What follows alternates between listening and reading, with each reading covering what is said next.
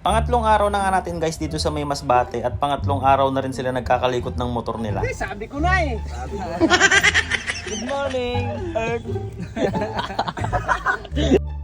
Umaga pa nga lang naghahanap na ng buko itong mga tropa dahil sisimulan na naman natin ang araw ng masaganang umaga. Dahil aalis na naman tayo mamaya at gagala tayo somewhere dito sa may Masbate. Naglaro muna nga to si Papa Ronin ng malaking laruan dahil wala pa siyang trip. At pagkakuha nga ni Kuya ng mga buko agad namin tinakbo habang naglalakad. At pagbalik nga namin hindi pa rin sila tapos sa motor nila. 3 buwan na ginagawa yung motor na yan. At syempre ito makikita nyo, may bagong deliver na naman si boss. Naku po! At syempre hindi na nga natin patatagalin. Pagtapos namin kumain naggayak na nga tayo dahil gagala na nga tayo dito sa may Masbate. Bali ang pupuntahan nga natin guys ay isang isla na matatagpuan sa may Katayngan dito pa rin sa may Masbate.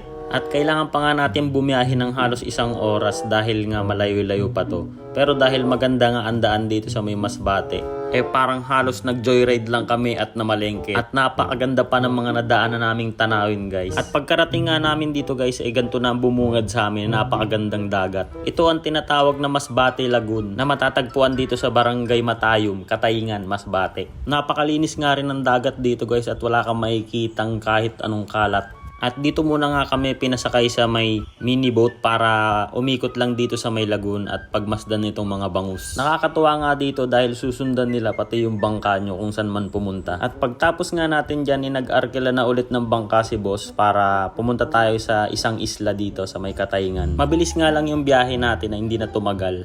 Umabot lang ng 20 minutos mahigit at narating na namin itong Baslay Island. Kaunti nga lang din yung naabutan namin ditong taong naliligo. May makikita ka nga rin dito na malaking laruan na napabayaan at mga pikak na pagala-gala. Kaya nga naman ginaya na rin namin sila. Gumala-gala na din kami dito sa may isla. At makikita nyo ang laki ng function hall nila dito at may swimming pool din sila. At dinala nga kami dito sa halos dulo na ng isla para tumambay. Maganda raw dito mag picture taking at magpalipad ng drone. At hindi na nga nagpatumpik-tumpik pa ang tropa ka nag picture taking na sila.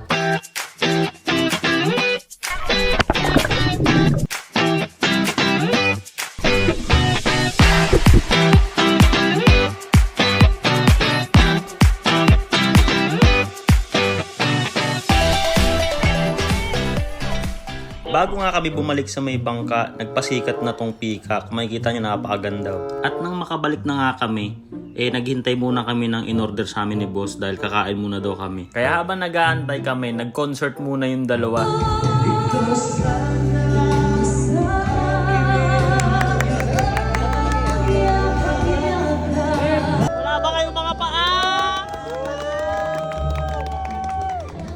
At after natin sa Masbate Lagoon, dumiretso na kami dito sa aming liliguan. Medyo off-road nga yung mga daan dito pero smooth lang. Maliban nga sa amin may iba pa ditong hayop na makikita.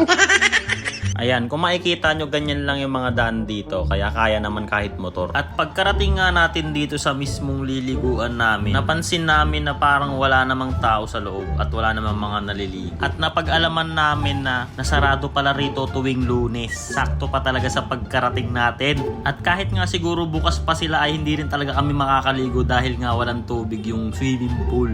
Areka! At kaya naman nag-move on na kami, diniretso na lang kami dito ni Boss Ray sa may Kalasangan Hills. Kung di ako nagkakamali, pa-comment naman kung tama tayo dyan. Ito nga agad din nakita namin 2 dinosaur. Ang cute nga nila kasi behave lang sila. At konting lakad lang may makikita na kayo dito mga cute na ibon. At sa dami ng napuntahan natin sa may Pilipinas, dito ko lang pala matatagpuan yung kapatid ko. May bago na nga siyang pamilya at mukha naman siyang masaya kaya pinabayaan ko. Sa mga nakakaalam ng pangalan nila guys, pwedeng pa-comment dito para may add ko sila sa may Facebook.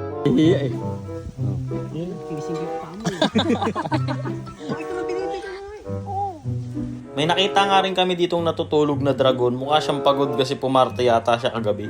Iisa nga lang yung kulungan nila nitong ibon na to. Marami nga din kaming nakita dito mga hayop na pagala-gala lang. Pero itong best friend mo at kumare mo ay napili na lang matulog na lang sa bahay niya. Ito nga mga fried chicken, parang gusto nilang sumama sa amin. Meron nga din sila ditong deer farm. Yan, makikita nyo mga usa. At kahit ganun nga lang ang nangyari sa araw natin ay sobra-sobra na kumpara sa wala kang napuntahan, diba? Kaya naman sulit talaga ang araw-araw na gala namin dito sa may Masbate dahil meron talaga kaming mapupuntahan. At mahaba pa ang bakasyon namin. Alright!